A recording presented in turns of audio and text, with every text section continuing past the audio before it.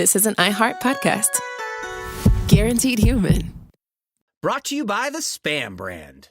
Some foods or TV shows just instantly take you back to your childhood. Spam Classic is one of those foods. It's so 90s, but also so iconic that the sight of it sizzling just makes your mouth water.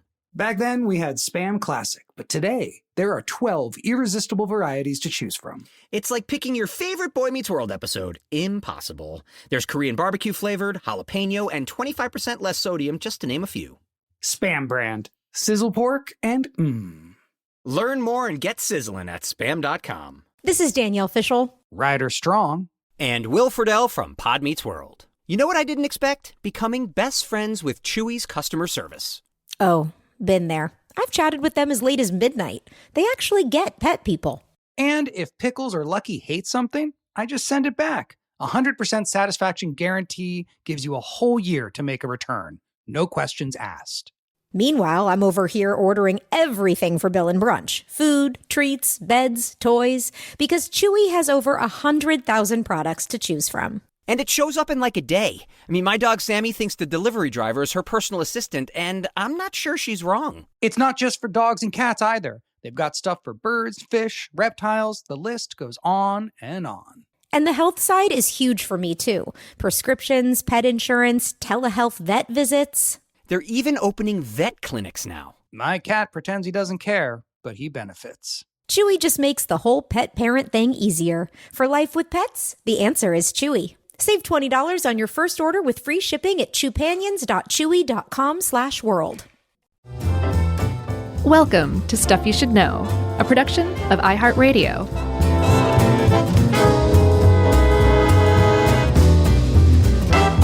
Hey, and welcome to the podcast. I'm Josh Clark, and there's Charles W. Chuck Bryant, and Jerry's here on mute, and this is Stuff You Should Know.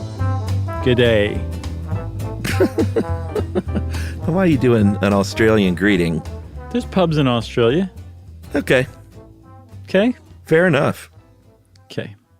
Did you, I had a really great pub experience in Manchester. I know, you told me about it. Was it the one? I can't remember the name of it. Where Morrissey or the Smiths had that photo shoot? Or was that just in the same story? No, probably the same story. That was outside of the Salford Lads Club. Yeah. Very famous photo. But I wandered inside a genuine old school, like basement cask ale pub in Manchester. And it was great and authentic and on such a lean.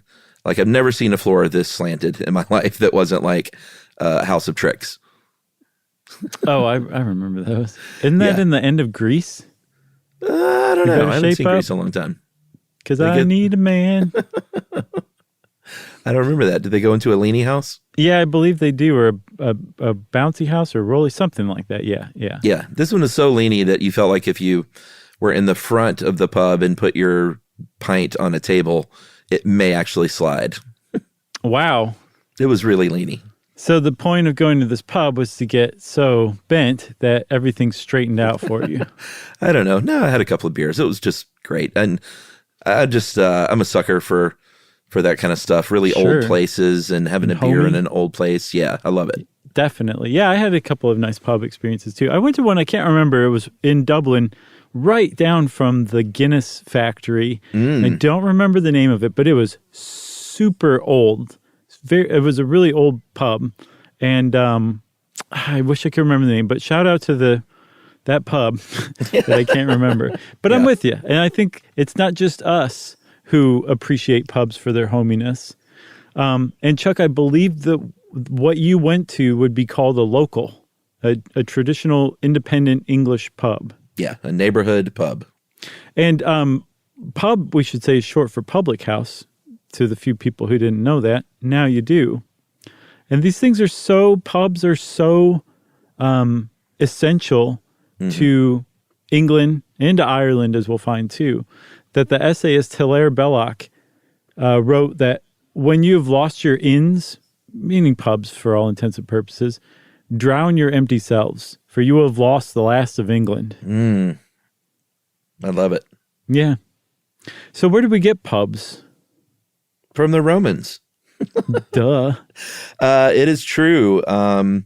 Before there was a United Kingdom and there was Roman occupation, we're talking about 43 to 410 CE. There was we talked a lot about Roman roads and how their big network of roads, and that was one of their big accomplishments, linking places together. And so along these routes, they had what were called tabernae, Tabernae, what we know as taverns. And it was what you think. It's like a place where a traveler can stop, have a little food, and these establishments have wine. Yeah, because the Romans were nutso for wine. They loved Winos. it. Pretty much. Wino forever. Right. So the way that you would know what house to stop in, because this isn't a time where they were, designing shopping malls and strip centers, like the tavern looked a lot like everybody else's house because it probably was somebody's house.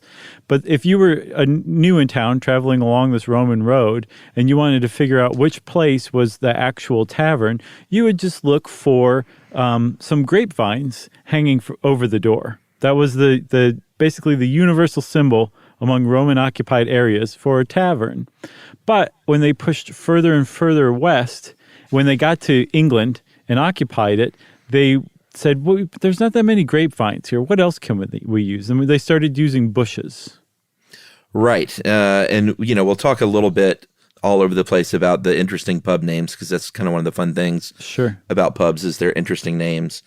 And if you see pubs named the Bush or the Bull in the Bush or the Holly Bush, it's sort of thrown back to this old tradition where they would hang stuff above the door to let you know, come on in and have a drink. Right. Pretty great. It's kind of what all pub lore circles back to is how awesome their names are. Yeah, I agree. So what happened to the Romans, Chuck? Did they stick around, and is there a Roman president of the UK today? No, they left, and the Anglo-Saxons took over, and they liked to drink ale. Yeah, they said Big nuts time. to this wine stuff. We were just pretending all this time to like wine while the Romans were here. We actually like ale. And the Anglo-Saxons, I didn't realize this. I was like, okay, what's the difference between the Anglo-Saxons and the Normans and the Vikings? And apparently there's plenty of differences. Mm-hmm. The Normans, I guess, came up to conquer in, I think, 1066 from the south, from France. But they originally still were Germanic. I think they had some Norse people mixed in. So like I said, okay, well, who lived in England originally? And apparently it was the Celtic Britons. Okay. So this is the first group that came in after the Romans. So the Romans came and conquered the Celtic Britons. They left, and I don't think I'm saying that right. I think I'm saying it like I have a tick or something like that. Britons. So then the Romans subsequently left, and the Anglo-Saxons came in and replaced them. And the Anglo-Saxons were the ones who said, let's all start drinking some ale. That's right. And ale is not beer. Ale didn't have hops, which is the big differentiator there. Hops will come along later. And people still like that ale, but people also like the beer with the hops. For sure. I think it was the Dutch who said, hey, you should try these hops, man. They'll knock your socks off. And when they did in the 15th century, the Britons said, well, let's do this. We're okay with ale, or we're okay with hops from now on. We're like beer. They said it didn't knock my socks off because I wear sock garters. Right. But they loved ale so much that it was like a part of their like their meals. Whenever they drank something, they usually drank ale. I think we talked about this in the beer episode. I don't remember. Bars, maybe? Maybe. But if you were a housewife, you were probably in charge of making ale for your family. And if you were really good at making ale, the town might know about it, and they might come and try to buy some of your excess ale, and you might end up supplying ale to thirsty travelers who pass through. And the next thing you know, you're running what's known as an ale house. That's right. They were called alewives or brewsters. And if you want to indicate, like the Romans hung the grapevines and bushes and things above their door, they would have an ale stake or an ale pole, which sort of, from this drawing Dave sent, Dave Roos helped us with this. Did you just give Dave a woo? Sure. It looks sort of like a witch's broom. It was a big stick with branches tied to the end. Okay. And they would hang it out a window or above the doorway, like a flagpole over the doorway, kind of sticking out of the house. Mm-hmm. And that meant, come on in and have a drink. Yeah.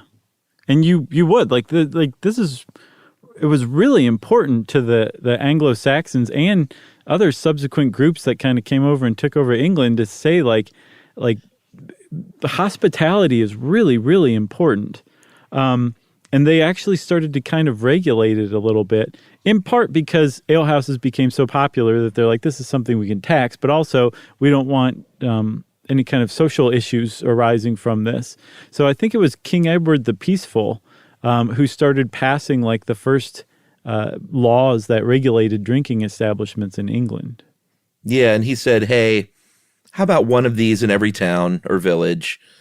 And he said, and everyone went, okay, I guess we can live with that. But I don't think it was just to limit it. I think it was also to make sure that there was at least one in every town, that every town had one too. Like there were probably towns that didn't have it, and they're like, you need to get on the trolley.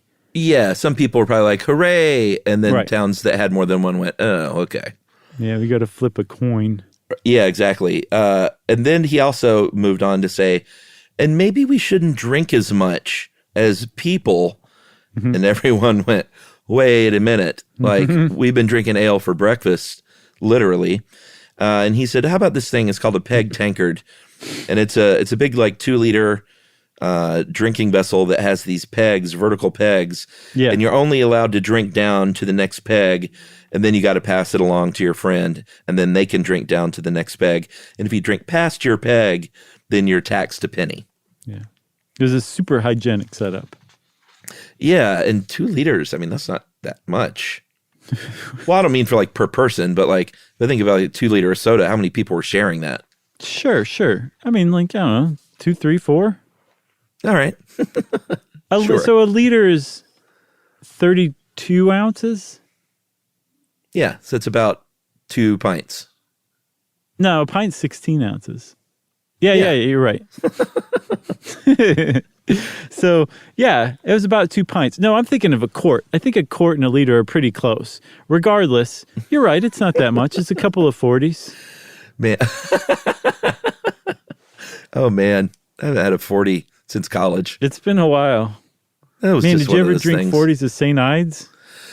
I had St. Ides. Elliott Smith has that great song, St. Ides Heaven. My jam was not 40s, but I would, for a little while in college, I would drink Schlitz or, and I know I mentioned this before, the Mickey's Big Mouth. Yeah, sure. But I can't imagine drinking that swill now.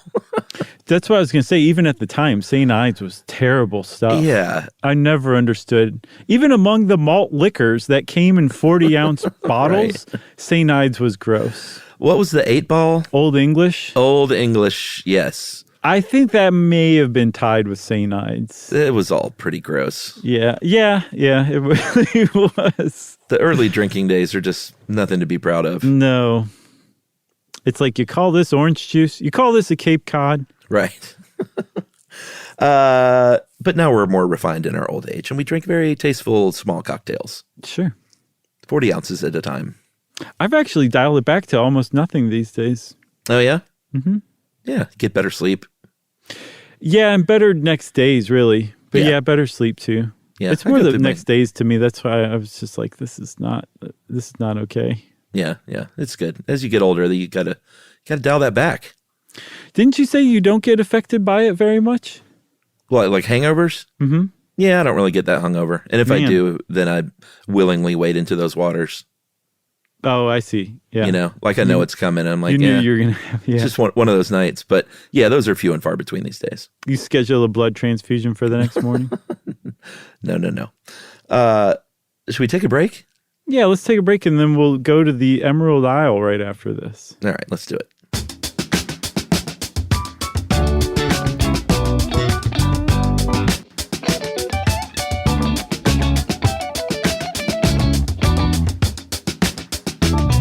This is Danielle Fishel. Ryder Strong. And Will Friedle from Pod Meets World. Let's talk Chewy. Yes. For starters, they've got over 100,000 products. Food, treats, toys, beds.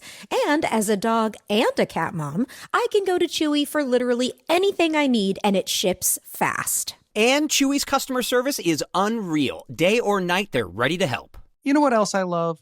They handle prescriptions, pet insurance, telehealth, vet visits, and they're rolling out vet clinics across the country. For life with pets, the answer is Chewy. Save $20 on your first order with free shipping at chewpanions.chewy.com/world. Joy is essential, and it's also elusive. You can't order it, you can't borrow it, or simply hope it into life. But now, there's a new and exciting way to start your journey toward a more joyful existence. Joy 101. It's a new podcast hosted by me, Hoda Kotb. Together, guys, we'll have meaningful conversations with the world's most fascinating people. Entertainment legends, sports icons, wellness experts, and everyday people will share how they find, allow, and experience joy. And I'll offer some of my own tips and takes on seeking a more balanced and harmonious life. If you're craving inspiration, support, and useful tools to maximize your joy, tune into these candid, uplifting, and moving on-air chats. Joy after a breakup, joy as an empty nester, joy after a loss, joy as a caretaker. This new podcast will speak to you. Listen to Joy 101 on the iHeartRadio app, Apple Podcasts, or wherever you get your podcasts. Here at the Happiness Lab, we're serving up some hot takes for the summer. Big ideas that just might reshape how you think about your well-being. Like, we've been thinking about the loneliness epidemic all wrong. You can be lonely in a marriage. You can be lonely at a party. I don't think loneliness is actually about solitude. Loneliness is about something much bigger. Or that we should get rid of small talk altogether. We talk about current events. We talk about what you do for a living, but not, do you love what you do for a living? Is this your dream job?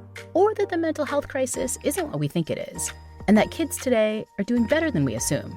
It was really disorienting for us as researchers to be so wrong about our hypothesis. We are so scared that we are going to underreact to a severe challenge that we tend to overreact.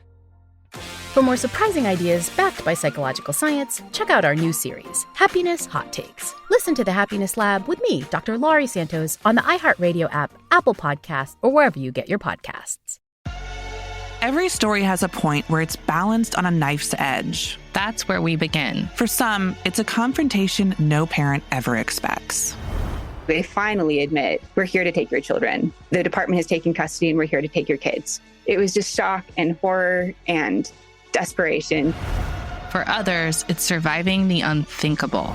As they're having this gun battle, thousands of feet up in the air, many of the bullets start to puncture the aircraft. I thought we were going to die then. The Knife is a podcast about real people whose lives were upended in an instant. We talk to the people who lived it, unpacking what happened, how they got through it, and what came next. And on our off-record episodes, we go even deeper into the reporting and answer the questions you can't stop thinking about. New episodes drop every Thursday on the Exactly Right Network and the iHeart Podcast Network. Listen to The Knife on the iHeartRadio app, Apple Podcasts, or wherever you get your podcasts.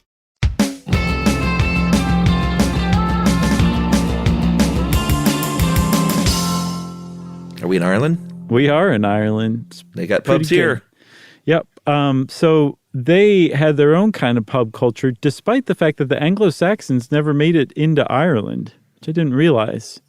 But they devised their own kind of system of hospitality as well, like the Anglo-Saxons did, that said, hey, if you got people coming around your town, you need to make sure that you can take care of them. That's right. And what is the law pronounced? How is it pronounced? Brehon. Okay. Brehon. Is that what you're going to go with? Yeah, it rhymes with Breton. I'm sure we're pronouncing that wrong. But that was sort of the system of like legal hospitality that you were talking about from originally from the 6th century. And, you know, it was a lot. It comes a lot, but it definitely put a lot of emphasis on hospitality. And kind of like in England, they said, hey, every town has to have a hostel, which is also sort of code for pub, but you could spend the night, I guess. Mm-hmm. Like in yeah, but this is like, I didn't quite understand this. It said it had to be located at a main crossroads with 4 doors open in each direction. Is that symbolic? or did they literally mean like, don't make them walk around the corner to get in? I don't know. I really don't. Maybe travelers were generally dumber than they are today back then. I'm not sure, but and they could only move in straight lines. That's what I said, right? But additionally, under the law, you had to have you couldn't have an empty cauldron. It always had to be ready to go with ale. You had to have on hand raw meats and cooked meats ready to serve.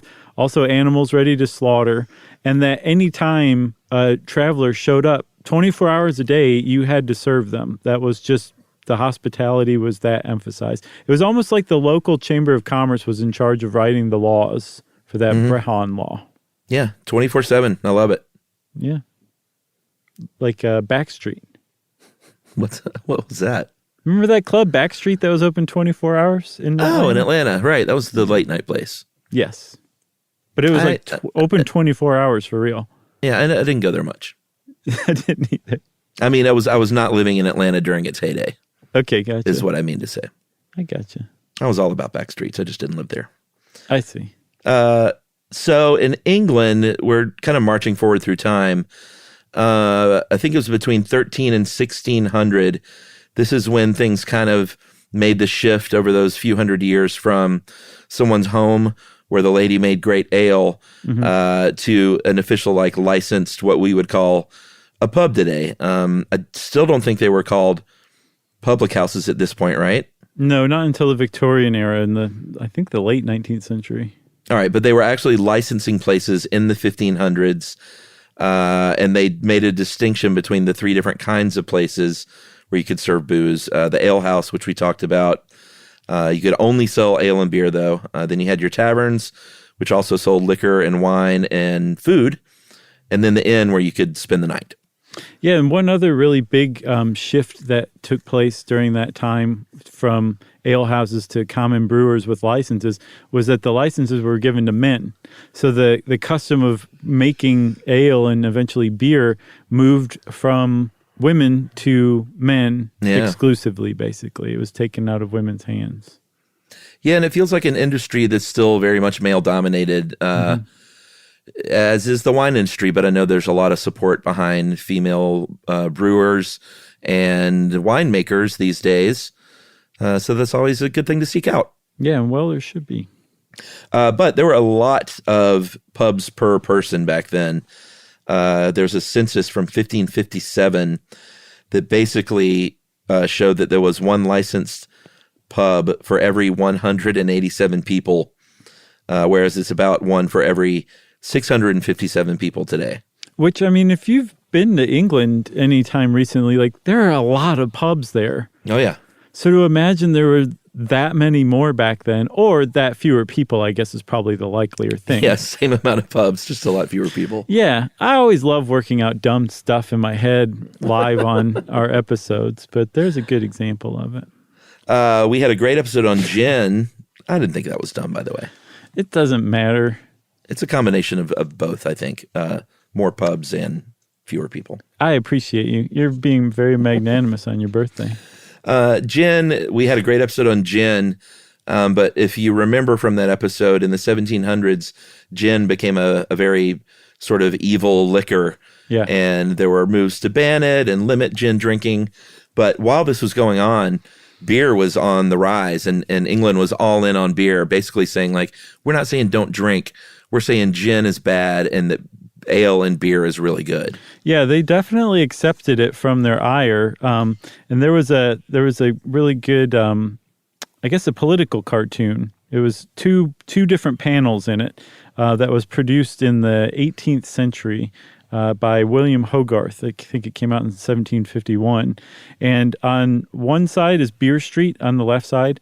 On the right side is a very similar picture, but it's on Gin Lane. Mm-hmm. And if you look into what's going on in those pictures, they're two very different pictures.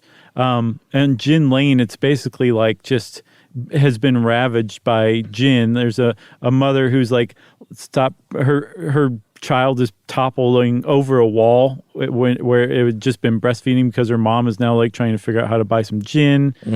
There's some children fighting over a dog or fighting over a bone with a dog. I think a tradesman is pawning his tools, all for gin. And then if you go over to Beer Street, it's a different picture altogether for sure. Yeah, everything's happening on Beer Street. People are working hard. They look good. They're making art, and they're drinking beer.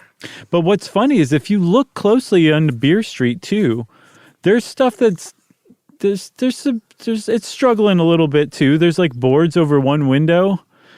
People are definitely crocked. It's just hilarious that they didn't try to make it like perfectly perfect. Like there's still like just some frayed edges around there on Beer Street too. I thought that was kind of funny. And then the third panel was Weed Avenue. Nothing bad was happening there. No. Everybody's just kind of sitting around. Yeah, there's a lot of PlayStation happening. Yeah. I forgot what people do. What, when they smoke pot? Yeah. I can't even come up with a decent joke here. Well, let's move to the Victorian era, because that is when we finally get our name, the public house. And this is when things really sort of, as did much in the Victorian area. Man, why do I keep saying that? Mm-hmm. The Victorian era took on a shine and a fanciness, and these places became pretty swank. Yeah, because while gin was vilified and run out of town in the middle of the 18th century, by the middle of the 19th century, it had come back, remember, in a different form. Originally, it was Dutch gin. Yeah. And then London dry gin made its mark in the 19th century, and everybody's like, oh, well, this is fine. We're making it here, and we like gin again. And so they built gin palaces starting in the 1840s, and they were very, very nice. They had like marble bars, and they were just really well decked out. And the pubs started kind of replicating that vibe when they were being built or remodeled or whatever. And so pubs started to add like bars. Apparently they didn't have bars before. I guess it was just all comfortable chairs and like maybe and tables and things. Yeah. Yeah. And so they added bars at this era as well. Pretty awesome. In Ireland, if we're again going chronologically around this time, they had some interesting, like the pubs over there, and I think this is true to a certain degree in England too, but they were more than just the place to go drink. It was sort of a center for public discourse and activity. Some of them operated other businesses, like some acted as banks during the daytime or post offices. Mm-hmm. And then there was the Coroners Act of 1846 that basically said pubs have these great, cool cellars, and that's where dead bodies should be taken in our village to be stored until the funeral, because every pub has got a very cool basement, and that wasn't just the most common thing at the time in homes. So the Coroners Act of 1846, I think, demanded that a dead body was brought to the nearest pub. Yeah, and some publicans, people who own and operate pubs, said, oh, okay, I can make some money doing that. And they started installing like marble bars in the basement, the cellars of their pubs, to better accommodate corpses and cadavers that came their way. So they became undertakers as well. And it makes me wonder, like, how many Irish pubs have these marble slabs that the corpses used to be laid out on still today? I would love to see that. That'd be cool. Imagine going in to a pub for a pint and ended up getting a tour like that. Yeah, that'd be really cool. It'd be like you suddenly woke up on Weed Street. Right. Weed Avenue. Dang. And then what about this other thing? This was really cool, I think. I love it when someone creates a drinking law that also has a tremendous gaping loophole for people to jump through. And that was the case in the 1870s in Ireland. Mm-hmm. To kind of tame down the pub scene. They said, all right, you got to close before midnight, and you can only go to these pubs at any hour if you're what's called a bona fide traveler, which means that you have traveled in good faith at least 3 miles, like not just 3 miles to go get your drink, but you're really traveling. Right. So some Dublin pubs picked up stakes and moved about 3 miles outside of town. Yes, sir. So anyone in Dublin who went there had to be, by definition, traveling. And then it was just a blurry line whether you were a bona fide traveler or whatever. So they found that gaping loophole to drive their horse and carriage through. Yeah, it's like it's one of those hard to enforce things, like cutting through a gas station to avoid a red light. So you also said, Chuck, that the Irish pubs served as these like community centers, and English pubs definitely do too. But I feel like the Irish pubs actually kind of codified it with things like the Coroners Act. Yeah. But they really served as even greater community centers, maybe even more vital community centers or vitally needed ones over here in the U.S. When the Irish started coming over to America beginning in the 1840s, they brought with them their knowledge of how to build and operate a pub. So Irish pubs started springing up, and they very much served as like the glue for the community there. Yeah, taverns especially. I know that here in Atlanta, anytime there is a big political discourse and activity and they need the person's, I know you know what I'm going to say, they need like the person on the street's take, the news crews will invariably go to Manuel's Tavern, sort of right near the Virginia Highlands in Atlanta. And it's a great old traditional sort of American style tavern that's been around for a long, long time, that was owned by a local politician named Manuel Maloof. And as a result, he would have events there, and it became sort of just known for political discourse in Atlanta. So that's where the news always goes. Gotcha. I thought you were going to say they went to Backstreet. Oh, no. That's not still open, is it? No, I don't think so. But is it Manuel's or Manuel's? It's Manuel's. Okay. So Manuel's Tavern was established in 1957. Seems kind of old, but apparently there's still taverns in operation today that date back to the colonial period even. Like there's one in Newport, Rhode Island called the White Horse Tavern that says it's been open since 1673. Yes, not the New York White Horse. That is 200 years old or younger. Oh, is it? Yeah, I mean, you think like the White Horse Tavern, it's the oldest thing in New York, and not even close, because I guess it's pronounced the Francis Tavern in New York is from the 1780s. Yeah, apparently George Washington took his troops there to toast them after the British finally left the North American continent. I'd never heard of this place. I was disappointed because I like to try and check out the old haunts in New York. And I thought I knew them all, but this one, it's down there in the financial district at the very lower tip of Manhattan, and it's just not an area I get to. I came across a mention of a place called Lafitte's Blacksmith Shop down in New Orleans. And it's not a tavern or a pub, but it's supposed to be the oldest bar in the United States, and it supposedly dates from 1622. Wow. And that it was called a blacksmith shop to throw off the authorities. It was actually not only a bar, an illegal bar, but also a hideout for pirates who would plan and sell their stolen goods there. And it's still open today, from what I understand. Have you seen the new pirate show, Our Flag Means Death? No. Is it any good? Yeah, it's very funny. We just finished Dope Sick. Did not see that. It's not funny, but it's really good. What is it? What's the story there? It's about the Sackler family and Purdue Pharma and how they created the opioid epidemic single-handedly in the United States. And not a documentary, though? Does not. No, it's a drama, well acted by every single person in it. Incredibly well written, well directed. It just keeps moving through 8 episodes. It's on Hulu, and it is it's just nuts to realize that we all just lived through that and didn't know what was going on, and are just still only waking up to the damage that this family did. Well, Our Flag Means Death is much more fun than that. I'll check that out. You check out Dope Sick, and I'll check out Our Flag Means Death. Okay. I guess we should take a break. Take our second break, and we'll come back and talk about pub names and pub games right after this.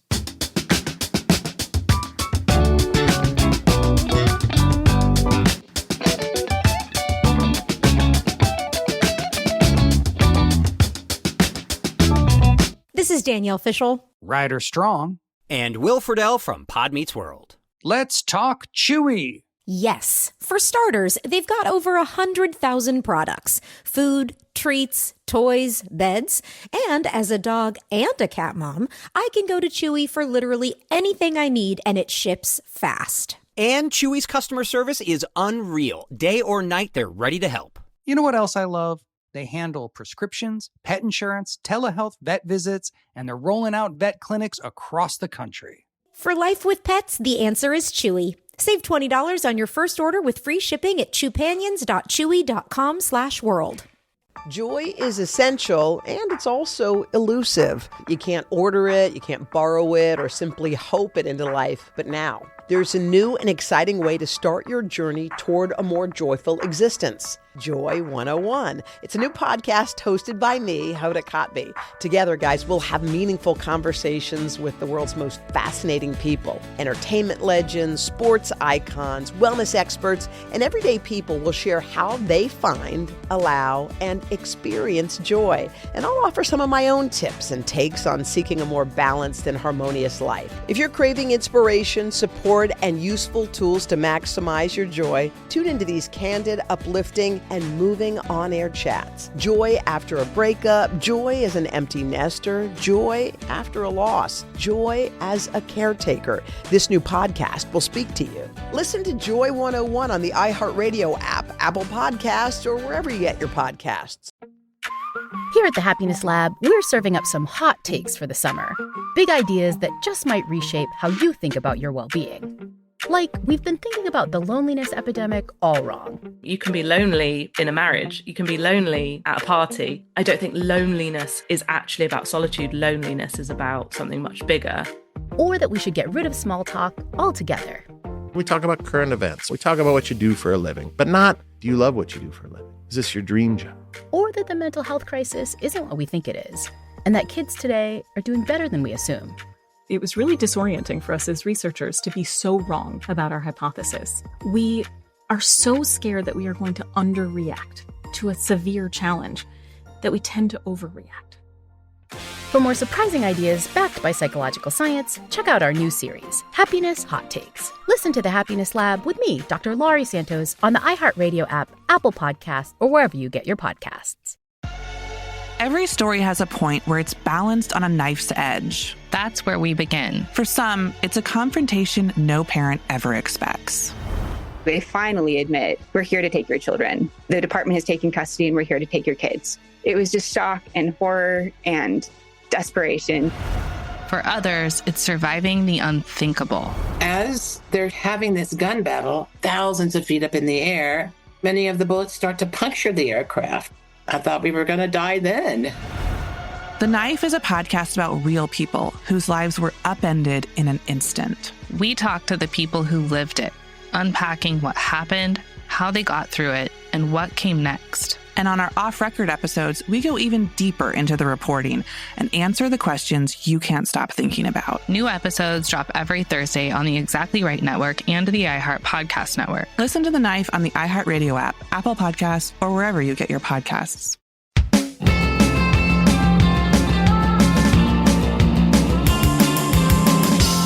All right, names and games. Nice. Not gonna bite. No. All right.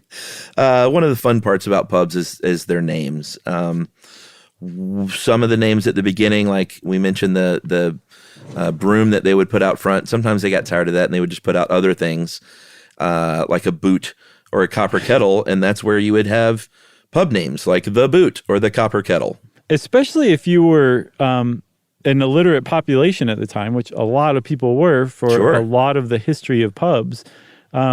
You would say, I'm going to the Copper Kettle, not because there was a sign that said the Copper Kettle, because they had a copper kettle out. Yeah. Like that was really helpful in that sense. And then over time, as literacy became more and more widespread, they would write the name out and include a picture still for the people who couldn't yet read. Yeah, that's why they had those cool signs. It's funny, like if there was only one per town, they should just say, I'm going to beer. Right.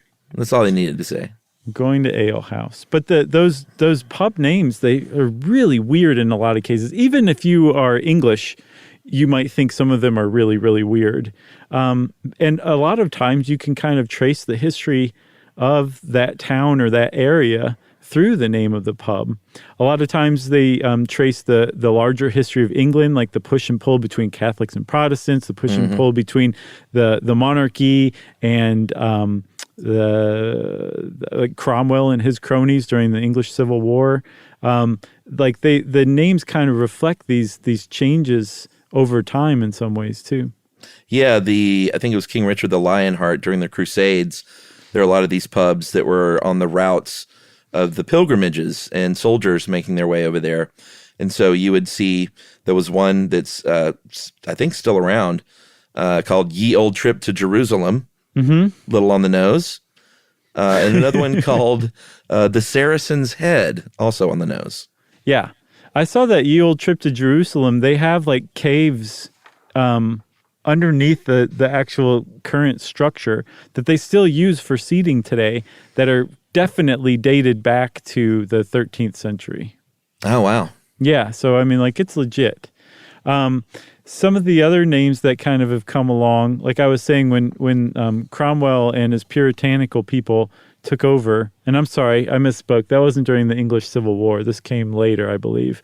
But Cromwell, when the Puritans took over and deposed the king, there were a lot of pub owners who said, well, you know, these Puritans aren't super into a lot of the names that we have, like Bacchanalia. So that got changed to Bag of Nails. God encompasses us, which is, you're like, why would they change that name? And I remembered, like, the Puritans would have taken that probably as like taking God's name in vain and would have very much frowned on that. Oh, okay. So instead they went with the much less satanic Goat encompasses. My favorite is Katharina Fidelis, which is a reference to Queen Catherine of Aragon, became Cat and Fiddle because right there in the middle of Hollywood in Los Angeles, there is still the Cat and Fiddle pub. Oh, yeah?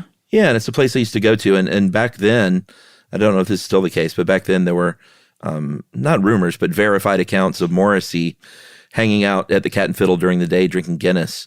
And I used to always go by there and wonder if he was sitting out.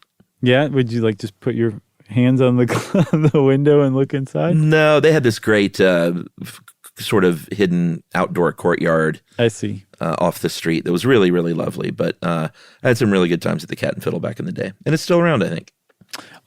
Chuck, another thing that people would do is cast their lot with the monarchy. So you'd see just the crown, which I saw that they would consider, they would take the name the crown, because if you did something like the Cat and Fiddle or Katharina Fidelis, when that monarch was no longer on the throne, you might have to change your name. But if you just say the crown, you're basically saying, I'm down with the monarchy.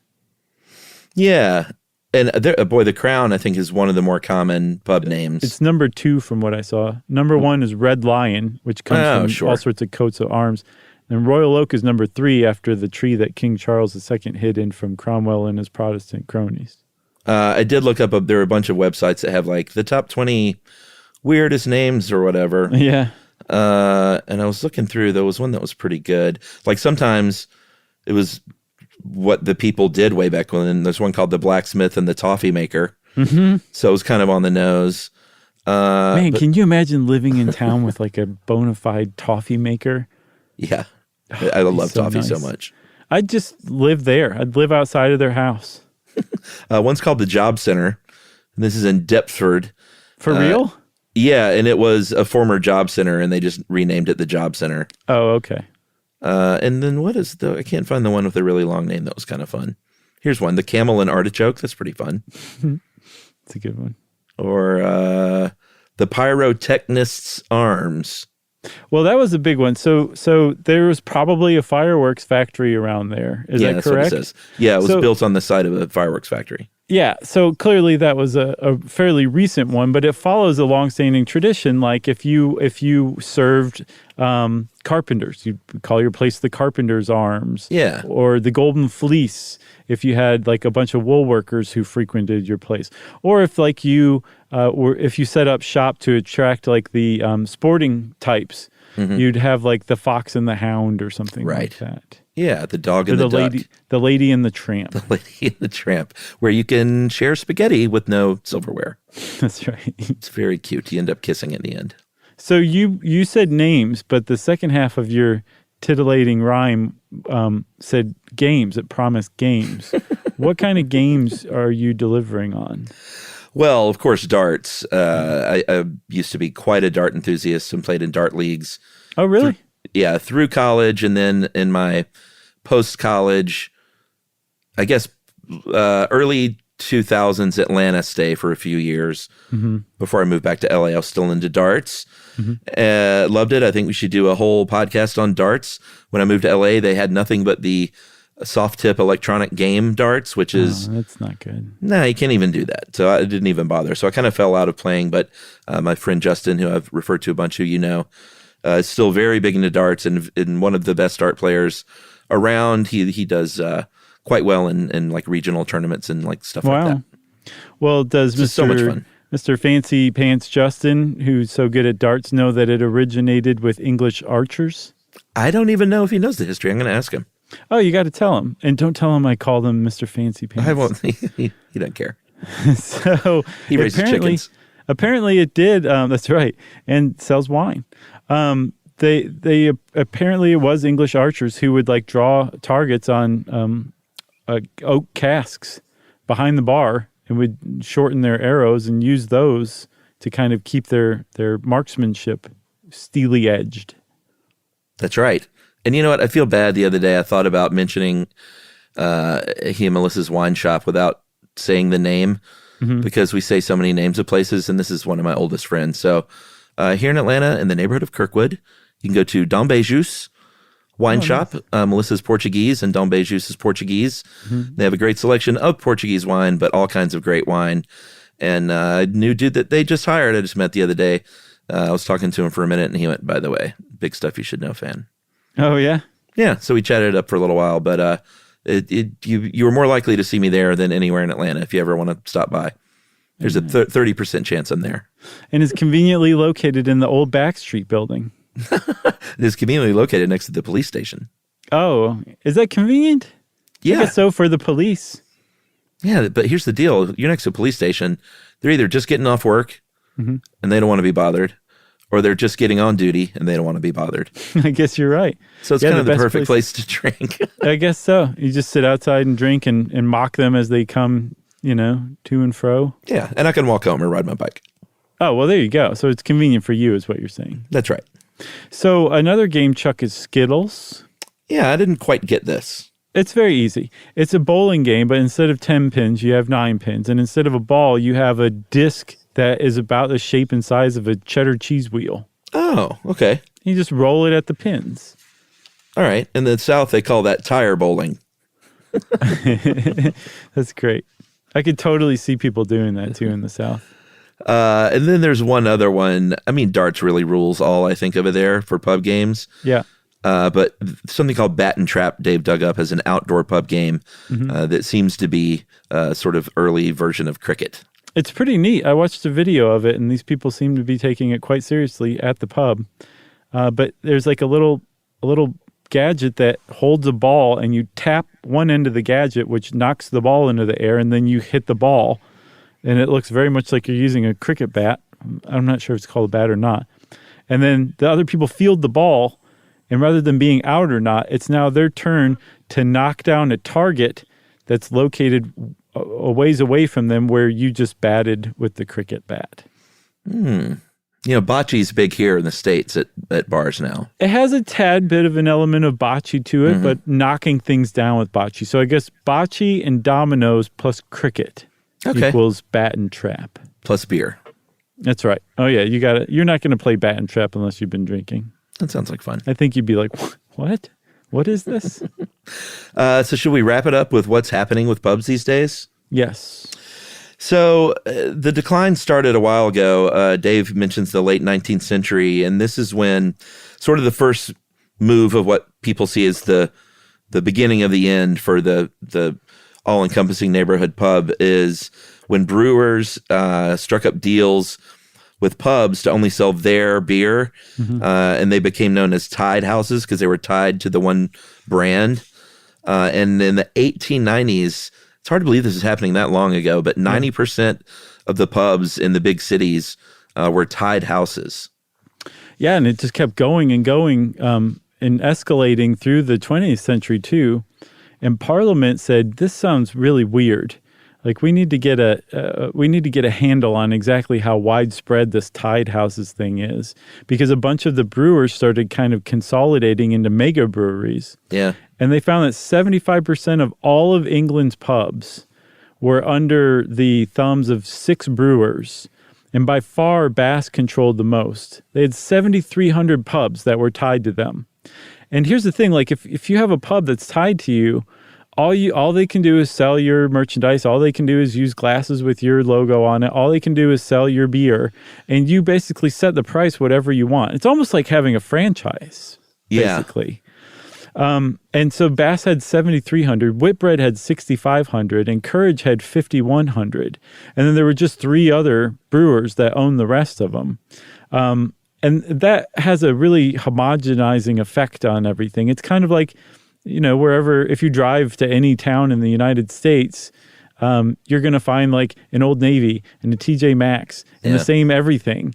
Well, that's one thing if you're talking about like reasonably priced jeans and, off-brand bars of soap. It's a totally different thing when you start messing with the institution that is essentially the soul of the nation. Yeah. And that's what was going on through the 20th century. Yeah, and I think it's gotten even more out of hand now because a lot of these pubs, and we've seen sort of the same thing with craft brewing here in the United States getting bought out by big brewers. But what hasn't really happened, to my knowledge, in the United States is the actual bars haven't been bought out en masse. But that's what's happened in England, and they're called pubcos. Mm-hmm. These big corporations have bought up like tons and tons of these pubs as sort of a real estate play, a la McDonald's. Mm-hmm. And a lot of people, the criticisms are like, this is a real estate play. Like you're not even in this to make a good experience at the pub. It's just about sort of the building and the land. Right. And they also are really strict over margins. Like if the stock prices fluctuate, they might, find ways to cut costs back at the pub. And they don't care at all about customer experiences or consumer experiences. And apparently the smoking ban of 2007 and then also the lockdowns from coronavirus really put a hit on a lot of pubs. A lot of pubs were lost. I think 5,000 pubs were lost in the last 5 years or something like that in England alone. But I strongly suspect they're not going to ultimately go anywhere. And evidence of that is a group called the Campaign for Real Ale, which I think kind of suggests that there's always going to be this, I guess I might as well just say it, this thirst for genuine pubs in England and in places like Ireland as well.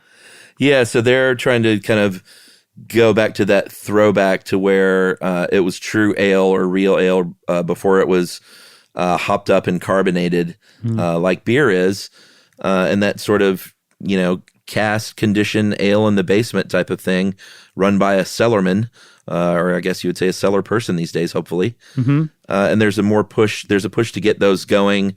There are lists that the Campaign for Real Ale puts out, a good beer guide that lists 4,500 camera-approved pubs. But yeah, coronavirus, I saw, Dave listed some of the oldest ones in England still in operation, and he listed Ye Old Fighting Cocks, founded in 1793, that was for a while in the Guinness Book of World Record for oldest pub before they said, you know what, we can't really verify this stuff anymore, so we're not even going to list these places. Right. But that one closed in February. Oh, no. Not 1793, Chuck, 793. Oh, did I say 17? Yeah. Yeah, 793.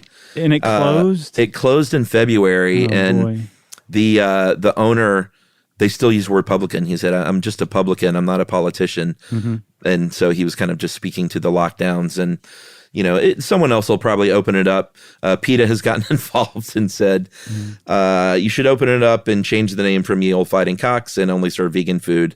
And of course, people over there just love that idea. So we talked also about Sean's Bar. It's supposed to be the oldest pub ever. And it is pretty close to being verified because archaeologists in the 70s found stuff in the walls, and actually the walls being made of daub and wattle, which I think we talked about in the bars episode. And it supposedly dates back to the invasion of the Vikings around 900 CE. So, and it's still going strong as far as I know. Yeah, that's old, man. There's also the Old Ferryboat Inn, which claims to have been operating since 560 in Cambridgeshire. It's a great name. And I don't know if that's documented or not, but I was looking at that place, and it may be the most charming beer garden out back I've ever seen in my entire life. Which one? The Old Ferryboat Inn. Oh, yeah. I looked that one up. 560. You know, Cambridgeshire is probably pronounced Kirchster. I know. As it was coming out, I was saying, I'm going to get an email for this. Good stuff. So that's it for pubs, everybody. If you have a pub near you, especially a local, which is an independent pub, go support it. Okay? Yes. And since I said go support it, that means, of course, it's time for listener mail. Yeah, and you know what? Last factoid I wanted to throw in, we don't need to get into it, but I just had no idea that the term gastropub came from London. It seems like a very American sort of name. Sure. But it was coined in London in the early 1990s is when some of the pubs started saying, hey, let's stop serving bangers and mash and let's start serving some, they call it stuff that you would eat on vacation, basically, on holiday. Right, on holiday. Good stuff. Gastropubs. Yeah, and since Chuck said gastropubs, now everybody, it's time for listener mail. I'm going to call this suggestion for something that we're actually going to do. This is from Ron G. Hey guys, just want to offer up a suggestion for land acknowledgements. The way I found out about them was through a seminar I attended last year. The host of the seminar was a minister of a Buddhist temple up in Sacramento, and before he began the seminar, he read a statement acknowledging that the land that the temple was on was previously occupied by, and I think he named 4 different indigenous peoples. And said, when I looked into creating a land acknowledgement for our own temple here in Los Angeles, it seemed like a lot of organizations, mostly educational institutions, have already done so, but there's some controversy behind it. But there seems to be a lot of good stuff out there on the topic, and I think listeners might enjoy it. You may even want to create a land acknowledgement for your studio. Nice. So your listeners can hear what it sounds like. And that is from Ron G. That's a great idea, Ron G. And Ron, we're going to do this one. This is in the works already. Yeah, that's what I was saying. It's a great idea. I remember when we were on our Australia-New Zealand tour, I think at pretty much every venue, they did a land acknowledgement at the beginning. That's right. They sure did. It's pretty cool. So it's a little bit of catching up we have to do here in the United States. Yeah, it's all part of the least we can do movement. Right. Well, let's see. If you want to get in touch with us like Ron G did with a great suggestion, we love those kinds of things. Send them to us. You can wrap it up in an email and send it off to stuffpodcast@iheartradio.com. Stuff You Should Know is a production of iHeartRadio. For more podcasts from iHeartRadio, visit the iHeartRadio app, Apple Podcasts, or wherever you listen to your favorite shows.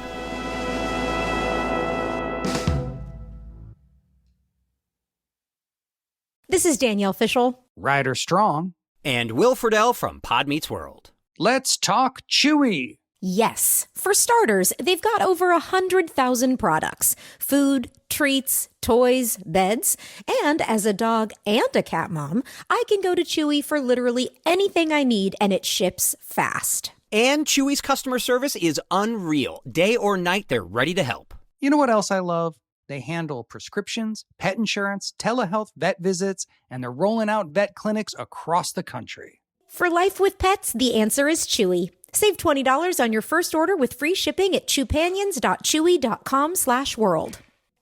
Joy is essential, and it's also elusive. But now, there's a new and exciting way to start your journey toward a more joyful existence. Joy 101. It's a new podcast hosted by me, Hoda Kotb. If you're craving inspiration, support, and useful tools to maximize your joy, tune into these candid, uplifting, and moving on-air chats. Listen to Joy 101 on the iHeartRadio app, Apple Podcasts, or wherever you get your podcasts. This is an iHeart podcast. Guaranteed Human.